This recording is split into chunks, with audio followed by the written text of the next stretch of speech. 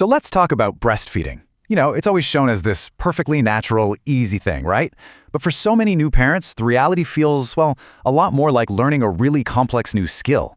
There's this pressure that it should just happen. But the truth, it's really a dance that you and your baby are learning together for the very first time. So let's dive in and demystify some of those first steps. And this quote really sets the right tone. This is exactly the mindset you want to have from the very beginning. It's not just your journey, right? It's a shared learning curve. Your little one is just as new to all of this as you are. So, what's the most important first step? It's simple. Give both of you a little grace. Exactly. No one is born an expert at this. Seriously. And making mistakes? That's not just possible, it's pretty much guaranteed. It's how we learn. So today, we're going to walk through some of the most common hurdles. And the point here isn't to make you anxious, not at all. It's to show you that these things are totally solvable. And trust me, you are not alone in facing them. Okay, so first up, the mechanics.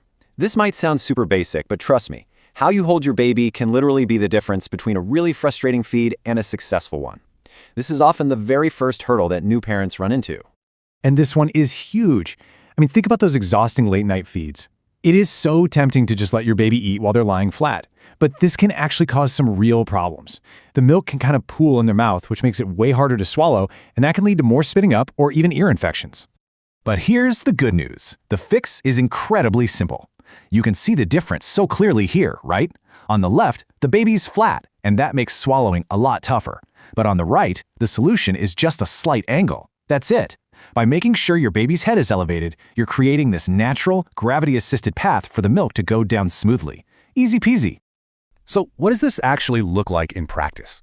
It's so simple. Step 1, you get comfortable. Sit upright, get settled. Then, hold your baby in your lap. You can use your arm or a pillow, whatever works to create that gentle slope we're talking about, just keeping their head higher than their tummy. It's such a small adjustment, but wow, it makes a huge impact. And hey, while we're on the topic of positioning, let's talk about a quick but really vital safety tip. Look, the exhaustion is real, I get it. But it is so important to stay aware during feeds. Just make sure your breast isn't accidentally pressing against your baby's nose and blocking their breathing. A little trick? A gentle pinch to their foot can help keep them and you from getting a little too sleepy. All right, so you've got the position down pat. What's next? Well, the next piece of the puzzle is the latch. And honestly, this might be the single most important factor when it comes to making feeding comfortable for you and effective for your baby. So what even is a good latch? Is it just about the baby taking the nipple into their mouth? This is such a common misconception, and it is the source of so much pain and frustration for new moms. The answer? A big, clear no. The real key is something called a deep latch. So what's that?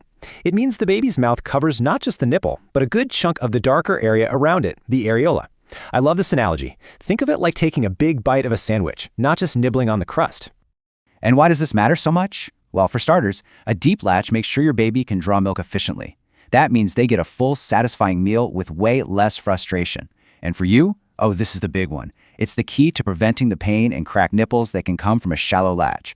It truly is the secret to a much more comfortable and sustainable breastfeeding experience for everyone. Okay, we've covered positioning, we've covered latching. Now let's switch gears and talk about something that influences feeding before it even begins, your diet. It's pretty incredible when you think about it. What you eat quite literally becomes the building blocks for your breast milk. And yeah, it can have a real effect on your baby. This is really the core idea here. Your body is performing this incredible act of alchemy, right? Turning your food into the perfect nutrition for your baby. But that also means that some things you eat can pass right on through and affect their tiny, still developing digestive systems. A lot of the time, it's a pretty simple cause and effect. So if you eat something that you know causes gas in adults, like beans or broccoli, you might just notice your baby is a bit more gassy or fussy.